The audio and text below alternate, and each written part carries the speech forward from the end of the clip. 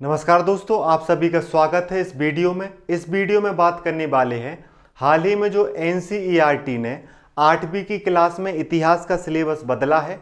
उसकी वजह से कुछ चर्चाएं गर्म हो गई हैं, कुछ बहस और विवाद उत्पन्न हो गए हैं। उन्हीं को इस वीडियो में समझेंगे।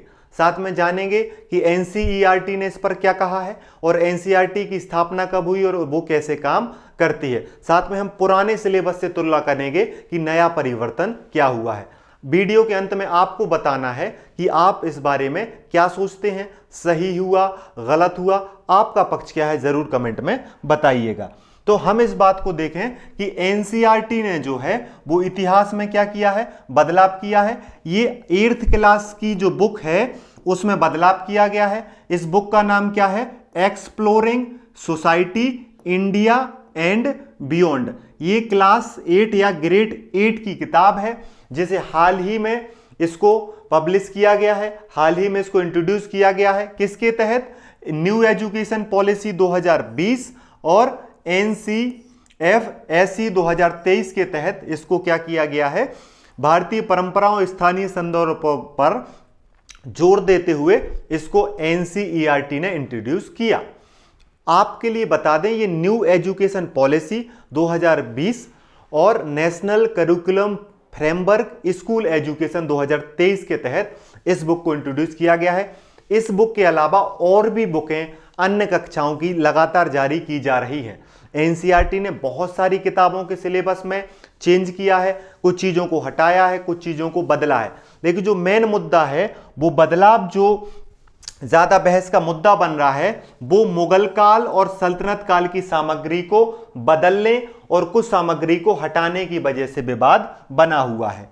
और इसमें भारतीय दृष्टिकोण की जो प्राथमिकता है, जिसको सरल पाठ्यक्रम की कोशिश की जा रही है न्यू एजुकेशन पॉलिसी के तहत, वो एनसीईआरटी ने किया है। लेकिन विवाद हो गया है कि विवाद का कारण है कि चयनात्मक इतिहास को हटाया गया है, मतलब कुछ विशेष टॉपिक को चयन किया गया है, उन्हें हटाया गया है। पक्षपातपूर्ण दृष्टिकोण से हटाया गया है, यह विवाद का कारण है। विविधता का अभाव देखा गया है, मतलब कि एक विशेष पक्ष के एक विशेष समय को ज्यादा हटाया गया है, इस वजह से विविधता का अभाव देखा गया है। इतिहासकारों की आलोचना है कि इतिहास को इस तरीके से नहीं बदलना चाहिए, ऐतिहासिक विकृति है, विविध दृष्टिकोण की जरूरत होती है, ये इतिहासकारों का मानना है, कुछ विशेषज्ञों की प्रतिक्रिया है। लेकिन शिक्षा में विचारात्मक संघर्ष हो रहा है और राष्ट्र केंद्रित पाठ्यक्रम बनम विविधता वाला पाठ्यक्रम जो है उस पर बहस होना स्टार्ट हो गई है। मुगलों को क्रूर दिखाया गया है। एक पक्ष कह रहा है ऐसा नहीं है, एक पक्ष कह रहा है बिल्कुल सही है। होता क्या है, जब भी परिवर्तन होता है तो सामान्य तौर पर कुछ सिलेक्टेड चीजों पर बहस होने ही लगती है। उन्हीं में से एक बहस का मुद्दा बन गया है कि मुगल क्रूर थे या नहीं थे। हम क्या करते हैं, तुलना करके देख लेते हैं कि एनसीईआरटी की जो पुस्तकें हैं, जो नई पुस्तक लाई गई है, नई पुस्तक का नाम है समाज की खोज भारत और उसके परे, इंग्लिश में इंडियन सोसाइटी, नहीं मतलब exploring society India and beyond. किस ग्रेड की क्लास की पुस्तक है? 8वीं क्लास की ये पुस्तक है। इसमें मुगल शासन को पहले तटस्थ रखा गया था, अब इसमें जो है वो मुगलों को क्रूरता और धार्मिक असहिष्णुता को प्रमुखता से शामिल किया गया है। यही बहस का मुद्दा है। अगर आप यहां पर देखें तो मुगल काल में जो दृष्टिकोण है, पहले पुरानी किताबों में संतुलित हुआ करता था। मुगलों की शासन प्रणाली, कला, संस्कृति और धार्मिक सहिष्णुता की बात होती थी। नई किताब आलोचनात्मक है, युद्ध, नरसंहार, असहिष्णुता और जबरन के जो कर लगाए गए थे उनकी बात की गई है। एक प्रकार से मुगलों की आलोचना की गई है और मुगलों को क्रूर दिखाया गया है, जो बहस का मुद्दा है। पुरानी किताब में बाबर को विजेता और संस्थापक दिखाया गया था। इसमें बाबर को निर्दयी विजेता, मंदिर और शहरों पर हिंसा करने वाला और गुलाम प्रथा का आतंक दिखाने वाला बताया गया है बाबर को। हुमायूं को असफल शासक बताया गया था। शेरशाह की श्रेष्ठता बताई गई थी पहले वाली किताबों में। यहां पर कमजोर और भ्रमित बताया गया है हुमायूं के शासन को। अकबर, जिस पे ज्यादा चर्चा है, पहले अकबर को महान बताया गया था, सभी धर्मों को साथ लेकर चलने वाला बताया गया था। लेकिन अभी अकबर का दृष्टिकोण मिश्रित बताया गया है, अकबर को नरसंहार करने वाला बताया गया है, अकबर को बताया गया है कि उसने मंदिरों का विध्वंस किया था। तो ये भी विवाद का मुद्दा है। पहले अकबर महान थे, अब महान नहीं रहे। ठीक है, जहांगीर और शाहजहां को स्थापत्य और कला का संरक्षणकर्ता पहले बताया गया था, अब शासन को छोटा से बताया गया है। शासन में लग्जरी थी, खर्चीले युद्ध किए गए और धार्मिक कठोरता दिखाई गई जहांगीर और शाहजहां के द्वारा। ये नए सिलेबस में बताया गया है।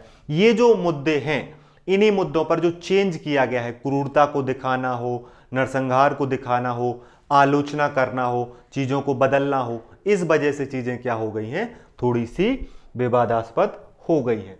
और औरंगजेब का सीमित आलोचना थी पहले, जजिया और मंदिर ध्वंस का सिर्फ संकेत मिलता था। अब स्पष्ट दिखाया गया है कि औरंगजेब ने कैसे मंदिरों को नष्ट किया, दमनकारी नीतियां चलाई, ये नई किताब में दिखाई गई है।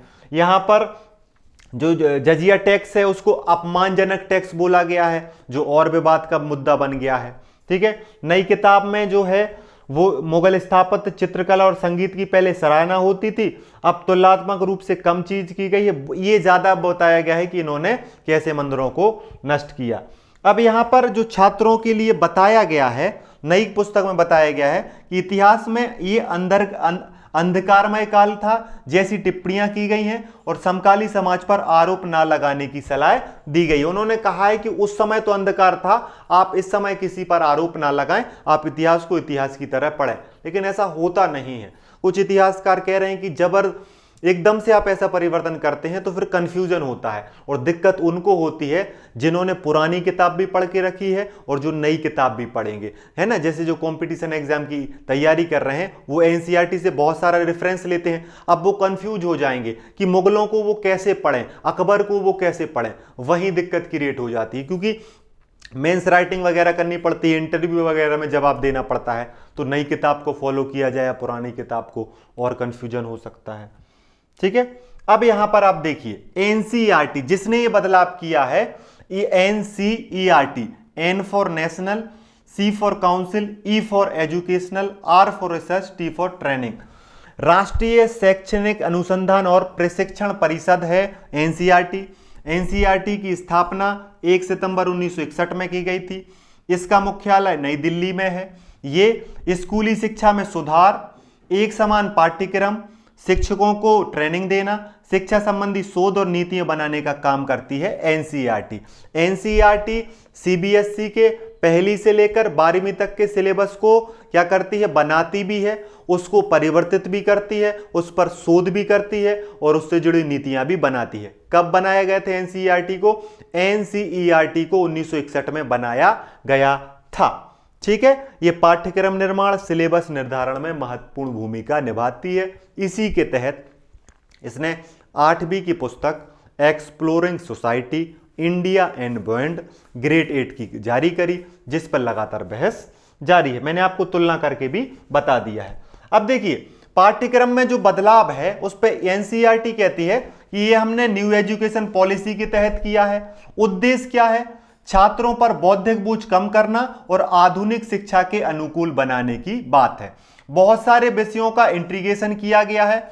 इतिहास में कटौती करने का उद्देश्य क्या है कि बहुत सारे विषयों को एक साथ पढ़ाया जा सके, इसलिए कुछ हिस्सा जो है सिलेबस का वो कम किया गया है हिस्ट्री का। इस पे एनसीईआरटी ने कहा है इतिहास, राजनीति, भूगोल जैसे विषयों को जोड़कर अधिक व्यवहारिक दृष्टिकोण लाना है।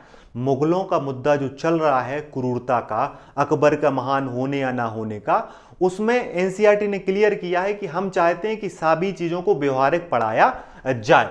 ठीक है, आलोचना का उत्तर दिया है कि बदलाव शैक्षणिक विशेषज्ञों की समिति द्वारा तय किए गए हैं। एनसीईआरटी का कहना है कि कोई भी बदलाव राजनीतिक प्रेरणा से नहीं है बल्कि शैक्षिक उद्देश्य है। एनसीईआरटी कह रहा है कि यह समिति के आधार पर निर्णय है, इस पर सारी चीजें शोध और समय देकर की गई हैं। ये राजनीतिक बदलाव नहीं है, ये शैक्षणिक उद्देश्य से किया गया बदलाव है। आप इस बारे में क्या सोचते हैं जरूर बताएं। हटाई गई सामग्री का उद्देश्य दोहराव, अप्रासंगिकता और अतिरिक्त बोझ को कम करना है। विषय वस्तु को सरल, सुव्यवस्थित और समयानुकूल बनाने के लिए हटाया गया है। विविध स्रोतों से जोड़ने की स्वतंत्रता भी है। छात्रों से कहा गया है कि आप विविध दृष्टिकोण लाएं और शिक्षकों भी विविध दृष्टिकोण लाएं। अलग अलग जो व्यू पॉइंट्स हैं उन पर डिस्कशन किया जाना चाहिए। एनसीईआरटी ने ऐसा कहा है। बदलाव हुआ है, परिवर्तन हुआ है, बहस होगी और हो भी रही है। ठीक है, तो इस वीडियो में आपको इतना ही। अगर ये पीडीएफ चाहिए है तो आप इस नंबर पर मैसेज कर सकते हैं। मिलेंगे नेक्स्ट वीडियो में। पढ़ते रहिए, मुस्कुराते रहिए और अपना ध्यान रखिए। जय हिंद, जय भारत।